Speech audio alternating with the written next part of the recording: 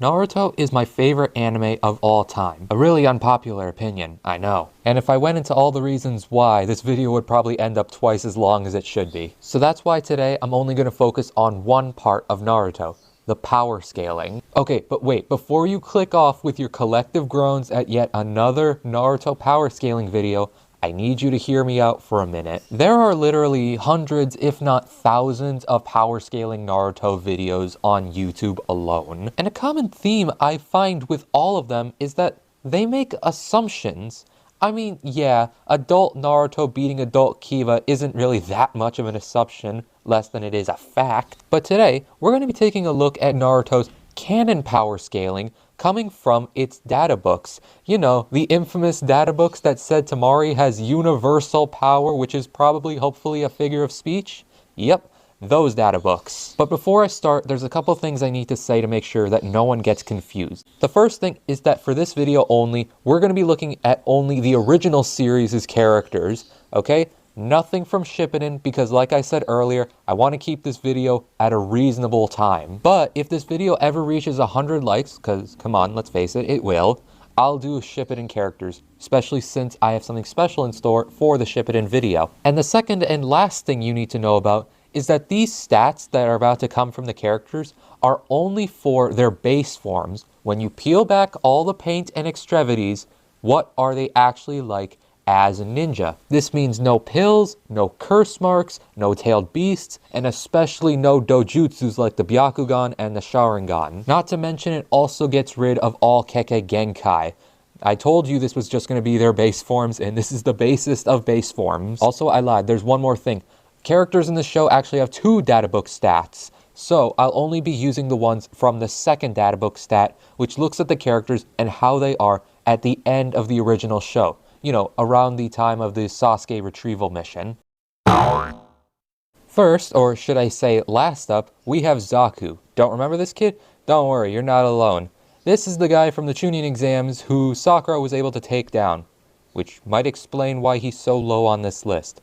Anyway, his point total is a 14 out of 40, based on 8 different categories: ninjutsu, genjutsu, taijutsu, strength, speed, intelligence, stamina, and hand signs. Jeez, that was a mouthful. And as you can see on your screen, Zaku pretty much has disappointing scores across the board, minus ninjutsu. But one okay stat does not equal a great ninja. So, moving on. In 26th place, as sad as I am to say this, we have Hinata. And honestly, I'm surprised she lasted as long as Neji as she did. But I guess it makes sense for her slow growth from the first data book. Well, because Neji basically almost killed her, so I guess it's acceptable. At least she gets better in Shippuden. Wait, spoilers! 25th place, we have Choji. Yes, little underwear head kid himself. And honestly, just the fact that he was at a 13.5, the lowest recorded score in these data books at the beginning of Naruto, aka the first data book, I'm just glad that he was able to pull himself up a little. Number 24 is Dosu. Remember this kid? Yeah, he was the kid who beat Choji in 10 seconds flat, then decided, hey, I'm gonna go attack the kid with a demon inside of him, and then died. Yeah, his stats might be alright, but this kid definitely wasn't the brightest. Number 23, my favorite number, we have one half of the Simp sisters, Ino Yamanaka. And there's really not much to say about her scores, they're just really mid. Yeah, I guess that's it.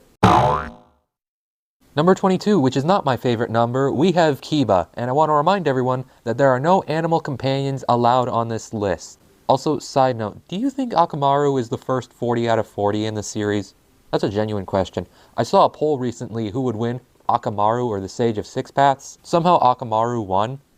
Either everyone was just memeing, or he is somehow the most broken character in the entire franchise and we just didn't notice it. Let me know what you think down below. Number 21, and oh boy, is this one a doozy. We have a 4-way tie between Tenten, Sakura, young Obito, and Rock Lee. Now, right now, you're probably having one of 2 reactions. One, how the hell is Rock Lee so low on this list that he is tied with Sakura? And 2, why the hell is young Obito here? He wasn't even in the first series. Now, I would just like to remind you guys that this is not an automatic who would win. This is more just like, who is a preferable shinobi when it comes to their skills? And I would also like to remind you that by this point in the series, Lee was failing half the categories that were being asked of him. Ninjutsu, Genjutsu, Intelligence, sorry about that, and Hand Signs. I did not make this up, I swear. And while Sakura's score is nothing perfect, she does get a few high points here and there to get her up to this spot. And for the second thing, Obito actually was in the original series of Naruto. Well, he was a flashback and he was mentioned, but he wasn't really important to the plot. Why they chose to add it in his kid form, I don't really know. But he's there and he's on this spot. Oh yeah, also forgot, Tenten's here. Hey, look at that, she finally got some screen time. Number 20, we have a tie between Naruto and Shino. And before I get a bunch of comments saying, oh, Shino was the most broken character in the Chunin exams, what are you talking about? I would just like to say, I agree with you. Shino was probably only second to Gaara for how deadly he was in the Chunin exams. But remember, this is without any animal help. Kiba can't use his dog and Naruto can't use his fox. Shino cannot use his bugs. This is just how he is. Which, when you put it like that, it makes sense why he's all the way down here. And Naruto? Yeah, by the end, he wasn't really anything special. I mean, he could probably still beat you up, but when compared to someone like Kakashi or, I don't know, me, he really doesn't stand a chance. At number 19, we have Haku and Rin. And before anyone thinks it, no, Kid Kakashi is not here, although that would have been awesome to see. Anyway, they're both tied with a score of 21 out of 40. A kind of a big gap from the last one at an 18.5. But you know what? They're both skilled shinobi. Well, I know Haku is. I don't really know about Rin. Man, we don't really know any of her ninja abilities. Even in Ultimate Ninja Storm 4, one of her main moves is just rolling logs. Roll a clip.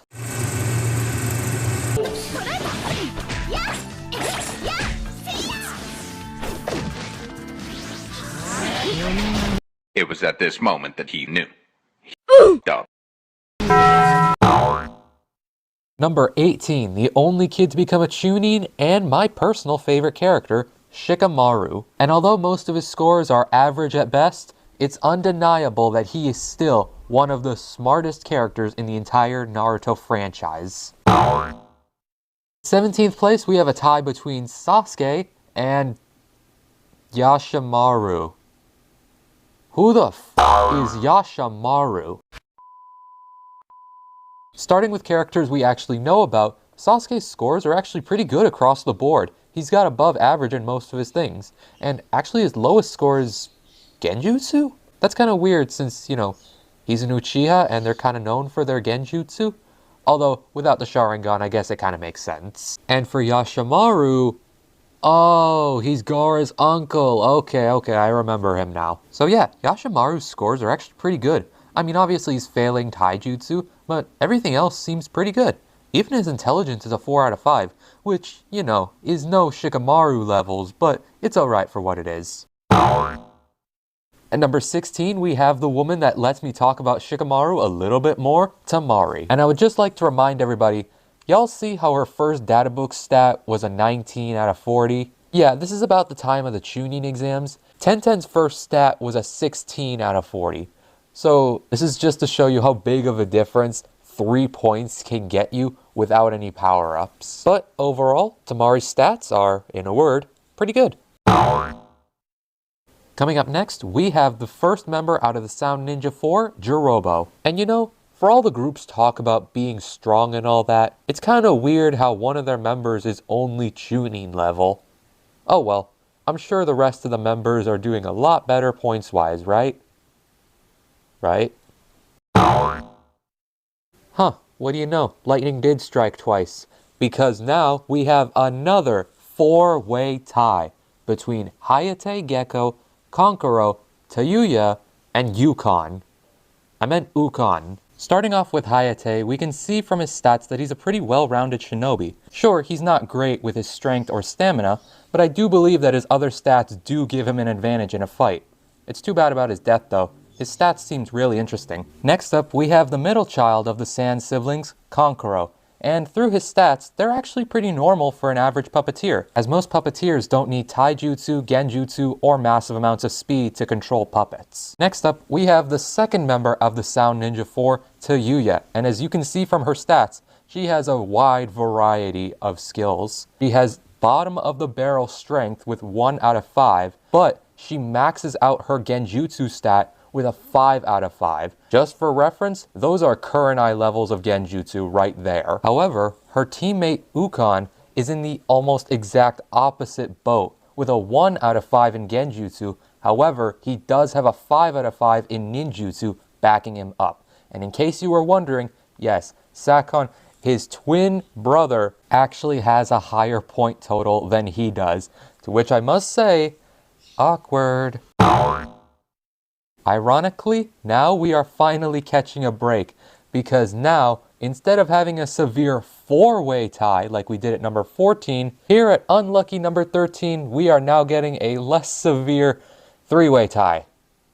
End me, please. And this 3-way tie is between Neji, Kidomaru, and Sakon. Sakon these nuts.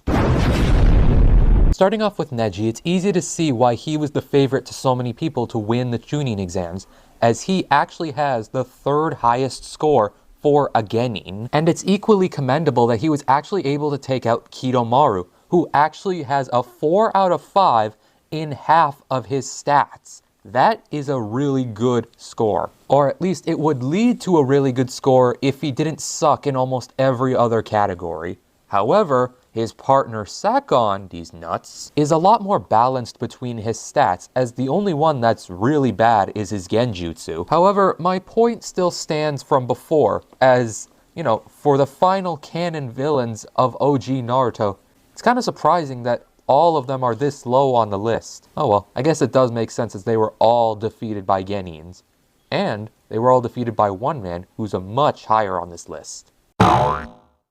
Okay. Number 12 is where we have to do some weird calculations for some very special people, specifically special Jonins. I know they're called other things, but I just like to call them special Jonins. Now, let me explain my thinking. There are multiple people on this list who have a first stat, but do not have a second one. Sure, if they died before the second one, then that makes sense. But if they're still alive, do I just count the first one? Because that doesn't really make much sense. So I devised a system. From taking the average improvement rate from Jonins between the first and the second data book, I was able to discover that the average Jonin will increase their score by 1 point from the first to the second data book. So all the Jonins that have little special markers on them, that means their scores only went up by 1. It's not technically canon, but it should average out to at least what it should be. So, starting off another 3-way tie, we have Anko, Ebisu, and Iruka.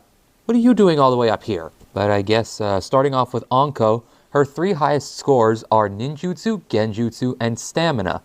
You know what? This is a very well-rounded stat spread. It's too bad we didn't get to see more of her. But moving on to characters that I'm glad we didn't get to see more of, we have Ebisu. Now, let's just say that his stat spread isn't exactly balanced, as he has some very high highs with his ninjutsu, intelligence, and hand signs, all being bogged down by his weaker stats, like strength, speed, and stamina. But moving on to the real wildcard here, we have Iruka, who actually doesn't have a single bad stat to his name, which is very, very impressive. Like, I know a lot of people call Iruka the weakest character in Naruto, but after seeing this, it's honestly pretty impressive. At number 11, we have Gaara, and honestly, I'm actually really happy to see that Gaara is still a great ninja without having to use any of his Kekkei Genkai or his Tailed Beast, because not everyone has both. Although, I do have to ask, what the heck was Gaara doing that increased his score by 6.5 points in what was essentially just a few months? Like, bro, give me your training regimen. I want to become a great ninja too. Up next is a character that I know at least half of you aren't going to remember, Genma. aka the second Proctor. And once again, we see a character that has absolutely no bad stats whatsoever. In fact, all of his stats are actually above average. So, congratulations, Genma.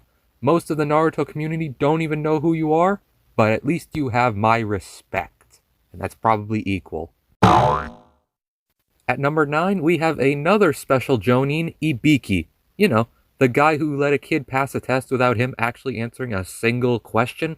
Yep, that guy. And as you can see from Ibiki's stats, he is heavily skilled in Genjutsu. So you know what? Good job on being able to perform great Genjutsu without having the most broken eyes imaginable.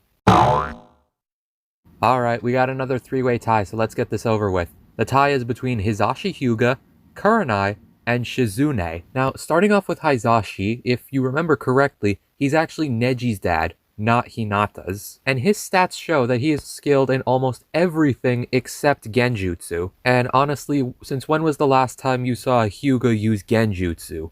But, serious question, how good do you think he is at deflecting sticks?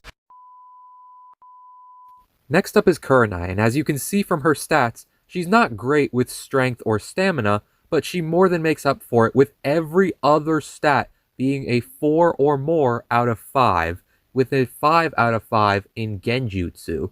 And I better not see anyone say, oh, but she tried to use Genjutsu on Itachi, she must be so dumb.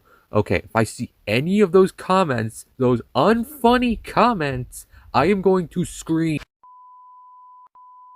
And ending things off on a lighter note, we have Shizune. And while she has really good stats, it's not really anything noteworthy. What is noteworthy, though, is how the did her pig, Tauntaun, get more screen time than Tenten? Oh my god.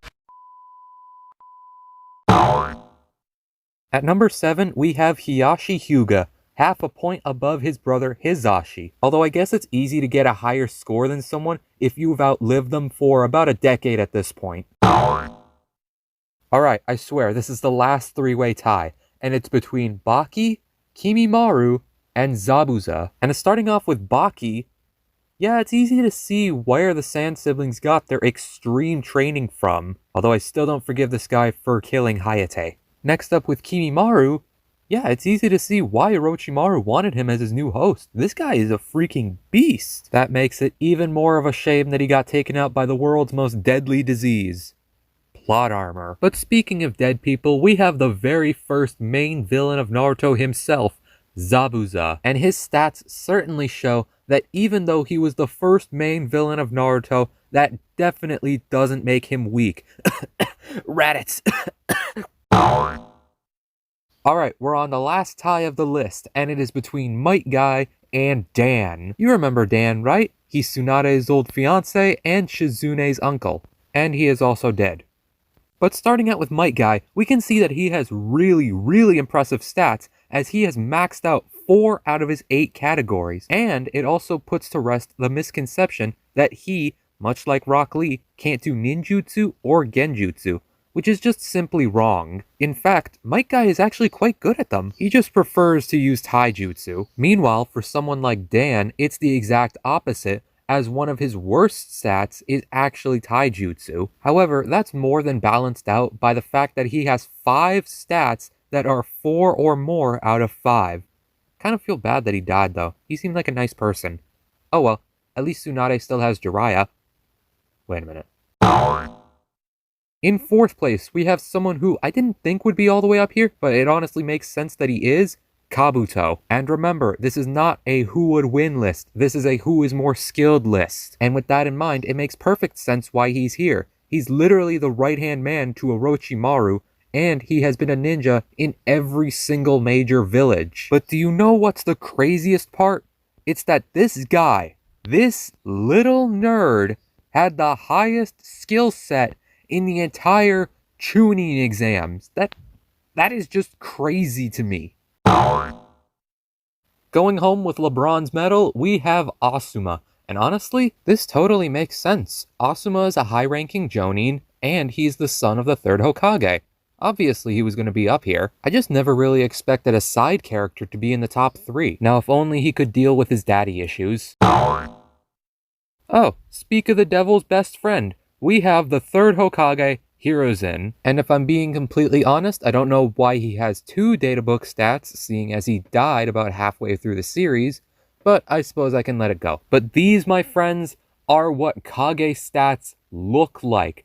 5 out of 5 in more than half the categories, and everything else is above average. These are great Kage stats. Now, I don't really know if any of his stats actually went down due to him being old, as Orochimaru says that if he had taken on the 3rd Hokage 10 years earlier, he probably would have lost. But at the end of the day, it doesn't really matter, since the 3rd Hokage is taking home the silver medal.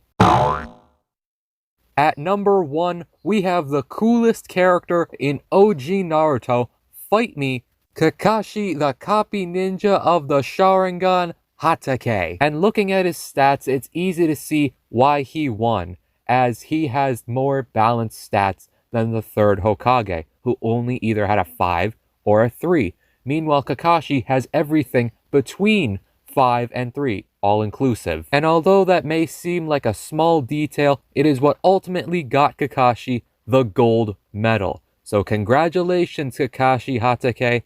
You are officially the strongest person in OG Naruto that we have documented records of. And with that, be sure to like to get that Shippuden video, subscribe so you don't miss it, and until next time, goodbye!